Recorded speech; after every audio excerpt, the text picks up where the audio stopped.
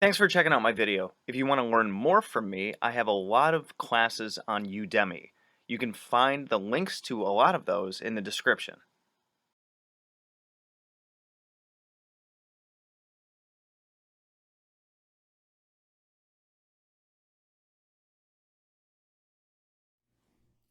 Alright, so continuing on with this goddess series, let's talk about initiation and psychic awakening. So, when you work with goddesses, the world starts to whisper to you.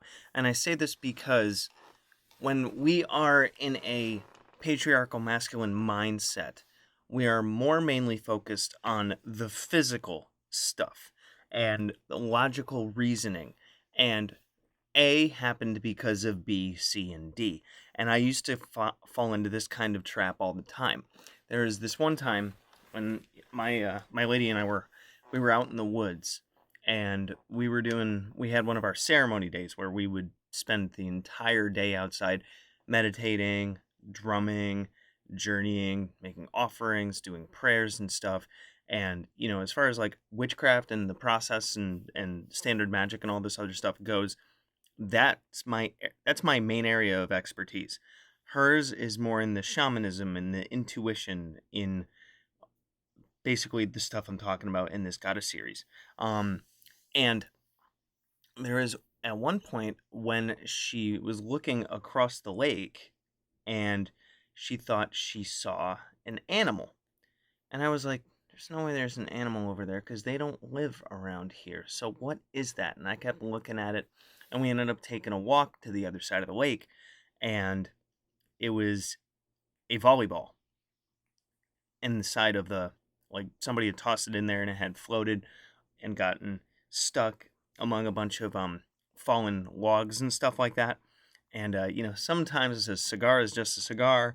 Sometimes a panther is a volleyball. And the point is that her intuition, her the way that, how do I describe this? In the way that sometimes when you're looking at something, like how you pareidolia, how you see a face at first, and then when you start to analyze it in the logical mind, you see that it's like contours in wood or contours on a rock. That initial, what is that? That's your intuition speaking to you. And if you're in a receptive state, that can be a spirit trying to show you something to connect with it. And then you have the me, dumb caveman logical mind that's like, there's no way it could be that. It's a volleyball. So when we're working with the divine feminine, we want to rely more on what our intuition tells us rather than, I just received this random idea. Let me break it down and then strip all the magic out of it, if that makes any sense. So we're also talking about dreams, symbols, and synchronicities. These are the languages of the goddess. So paying attention to your dreams when you see different things, if you are, depending on what kind of day you're having, like how many times uh, um we've been outside doing different things, and we have herons around here, and they and the heron shows up exactly at the right moment when we're talking about something. Or this has happened several times when we're out at one of the places that we tend to go to a lot. It's a cave with a waterfall in it, and around certain times when things are energy is really heightened, you hear a train whistle. And you could say it runs on a schedule and blah blah blah blah blah, but the train horn going off right at that moment, synchronicity stuff. And then intuition is not just imagination gone wild. It's not just these ideas that pop up and you're like, "Oh, my brain's just cooking up stuff." It's the soul's way of listening, and it's translating stuff from the etheric through the deep unconscious, and it bubbles up to your conscious mind. Just yesterday actually, when my lady and I were making a despacho, where that's a it's also called a hierarchy. It's a care tradition where it's a care package that you build for the spirits, and you burn it as an offering to the spirits with a bunch of prayers in it, and then it gets transmuted from physical to non-physical, and it's sent off to the spirit world in that way. And then the spirits respond in kind and help you to manifest those things. And as we were doing the little different prayers, and we were having, little conversations amidst the prayers, I kept getting ideas uh, based on what we were talking about, and I just spit them out.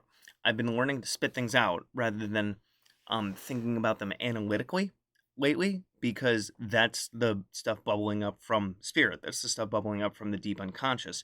And I'm just rapid firing all these little ideas that were really, getting us to go deeper in our deep spiritual conversation. So, when if you respond to those things, if you acknowledge those things that just come up, speak them aloud and get an idea of, hey, I've been getting a lot of these messages lately, and see where they go, because that's the feminine aspect of that intuition. And the more that you honor it, the stronger it's going to get. So, not even through the first section, I'm already in 5 minutes. This one might be a longerish one. So, the goddess as lunar psychic current. Many goddesses are tied to the moon, water, and dreamscapes. So, you have the sun as the divine masculine, you have the moon as the divine feminine. Male testosterone cycles are based on a 24-hour cycle. Feminine cycles are based on a 28-day cycle. Look at the sun and the moon, kind of the same thing. The moon reflects hidden truths. You see what's usually concealed. So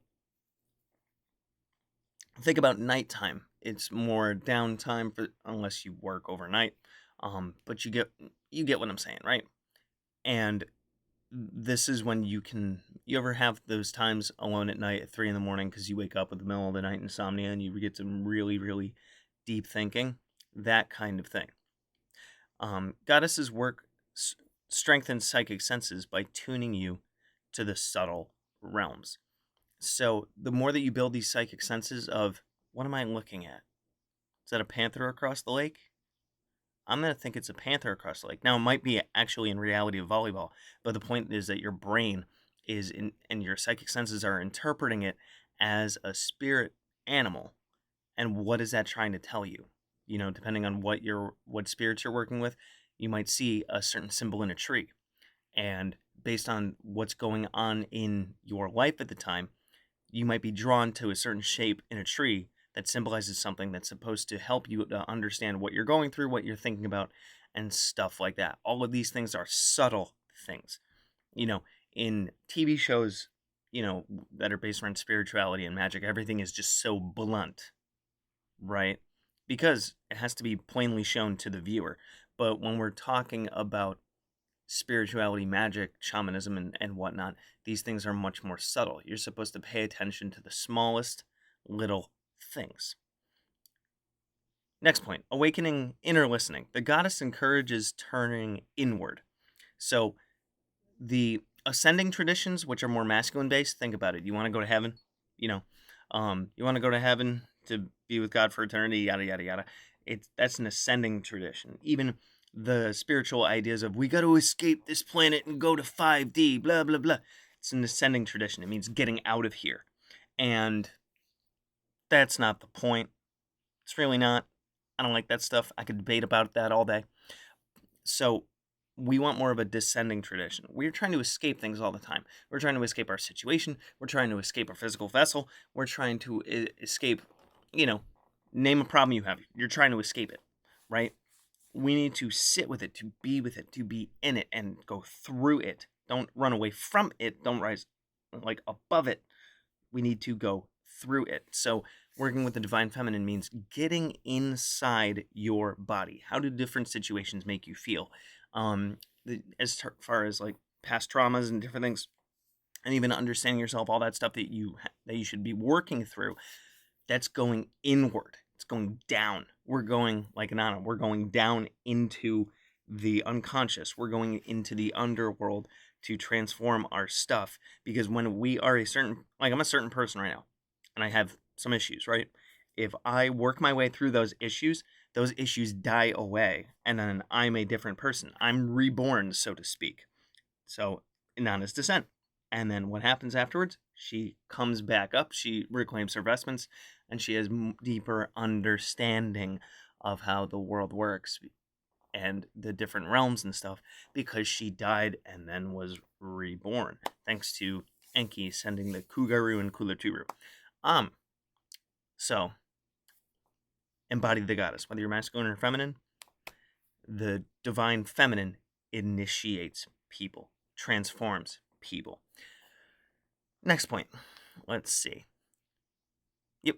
Better discernment in magic, knowing which spells and rituals are right for you. Just like that little voice thing that I was saying about those little intuitions that you get when you're wondering about what kind of magic to work on, what kind of path to follow, what kind of angle you want to take your next ritual and stuff. Don't try to logic it by reading a bunch of books and stuff and over analyzing it and, oh, this person wrote this thing and I think that's kind of good. You got to balance your intuition-y stuff with, I'm really drawn to doing a cord spell for this as opposed to a candle spell for this. I'm really drawn to working with this spirit versus the fact that this one says that it has to do with the particular thing I'm looking for. You trust your intuition as much as your logical discernment. You got to learn how to balance both of them. Intuition keeps you from wasting energy on misaligned workings. So when you're intuitive about where you're going and what you're doing magically, when you get that intuition that comes from the inside, it's a motivator because it feels right to do that ritual rather than the book says I should do it like this.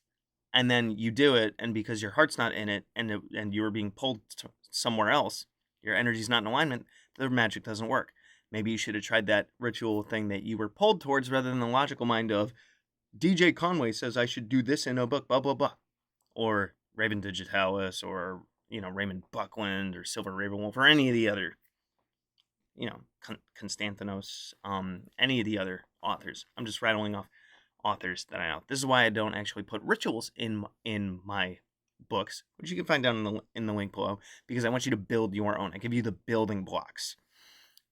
Then, language of symbols. Goddesses often teach through archetypes, symbols, and synchronicities, like I was talking about, dream symbols. What kinds of things do you see in dreams? Are there any recurring things? This is the divine feminine, the intuition and stuff, trying to speak to you. Are there certain numbers you see all the time? Are there certain signs and symbols you see all the time? I'm not talking about blue car syndrome, where all of a sudden you're seeing, Kia Souls everywhere because you think that car looks pretty awesome, and the next time that you need to get a car, you're going to get one. It's a nice car. But I digress. Point is, you want to pay attention to these little things because there's something knocking on you when it keeps happening over and over and over. The universe will keep firing lessons at you until you pick up on until you catch what's being thrown, right? So a bird crossing your path, a recurring dream, a sudden gut feeling, that kind of stuff. I touched on that earlier. So developing symbolic literacy makes magic richer and more responsive. So being able to understand, every time I see a honey badger, this is what it means. Every time I see a crow, this is what it means. Every time I hear that train horn honk, this is what it means. You'll learn how spirit speaks to you. I can't tell you the amount of times when we've been out and about doing ceremony and offerings and rituals and stuff, and wind happens at the right time. And I'm not saying it's windy all the time and then we're doing something special and then the wind happens and we're like, hey, synchronicity. No. The wind happens, or as we say in the character tradition, Wyra shows up at that right moment. And that's the synchronicity right there. Trusting in this existence around you to communicate with you in that way, rather than I want to hear a spirit blatantly tell me A, B, C, D, because they don't work like that. They don't talk like you and me. So, next, dreams as a temple. Goddess energy often enters through dreams. You can list the number of goddesses if you've ever interacted with one in a dream. There you go. Dreams become a sacred space of initiation. Very interesting. What are your dreams trying to teach you? And there's a benefit here. If you train yourself to remember your dreams, writing them down every day, journaling, and seeing what the patterns are and stuff, dreams are nightly access to guidance, healing, and prophetic vision. So the more you learn to trust your dreams to inform your daily life follow that thread, journal about it, and see what kinds of things you're getting from it. So then, intuition as magic's compass. Without intuition, magic becomes mechanical. They're just empty rituals. Like I said, if you're just going to go through a book because you want, result X, and there's one of those first books that I got that my ex had, and we split up, and I went out and I bought those 3 exact books because she didn't want me to read them, and I was like, I'm gonna read them now. The only Wiccan spellbook you'll ever need. It's purple, and it's buried somewhere on that shelf. At least it's not upstairs. But you have situation X.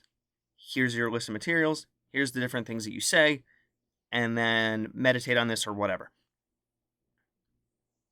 That's like a recipe for, making those Lipton pasta side noodles that come in a bag. It's bland, right? You want to spice things up.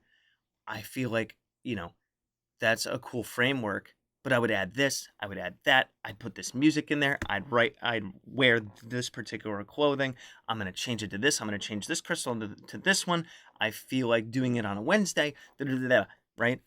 The more that you spice it up, and you're adding your own personal touch, and go with what you feel on what's right for you and what feels right for you, then do it. Like I used to do rituals at night all the time, and now I do them during the day because I'm more drawn to doing them during the day, and I trust that rather than at night when my energy's a little right? I do them during the day. I do them in my basement. I used to do them upstairs in my front bedroom. So, following my gut on that stuff. Let's see. Yep. With intuition, magic is alive, guided, and in flow with the divine timing. Remember, I always talk about how magic is an everyday thing. You're creating your reality all the time. So, that's what, and following your intuition and stuff like that of what to say, what not to say, where to go, what to do and what not to do, and what you're guided towards. That makes magic alive. It's not a tool, it's a lifestyle, right? And it's in flow with divine timing. Sometimes we try to force something into happening right now, but maybe the forces that are bigger and more incomprehensible to us are guiding us on a journey of, hey, they want you to have this, but you gotta grow through this, and this first. So when you follow this kind of stuff, you get more successful workings, fewer energetic missteps. Maybe your spell manifests something differently than you wanted to, maybe not enough, maybe something completely different. And, the more that, because you followed a formula or whatever, it's your logical mind. You need your deeper unconscious mind stuff as well. So you're only working with half of your faculties if you're just doing the logical masculine mind jazz. So then, opening to spirit allies. Intuitive development also clears the channel to meet guides, ancestors, and spirits. I stress this in all my classes. I stress this with everybody I talk to. Meditate at least once a day, 10 minutes. Clearing your mind and that freaking chatter in there, the little monkey mind in there. Because if you're thinking all the time, you're worrying all the time, there's too many voices going on in here. Reference my novel, A War of Voices. Linktree down there. Then if your logical mind is talking all the time, you're not going to get any intuitive hits. The divine is not going to be able to talk to you. Let's see. Yep, the goddess often acts as the bridge between you and these beings. So, the divine feminine, the feminine aspects that we all have, that intuition, that's the bridge. So, I could, when I saw that spirit off my back porch, I could have just said, maybe there's the hair that just brushed in front of my eyes, or maybe I'm just too tired or whatever. That intuition of, I know I saw something and I trained myself to trust that kind of stuff. Guess what? That means that I'm open to that through the feminine aspect of intuition and such. And therefore, I'm trusting it. I know I saw it. And in this way, you're never casting alone.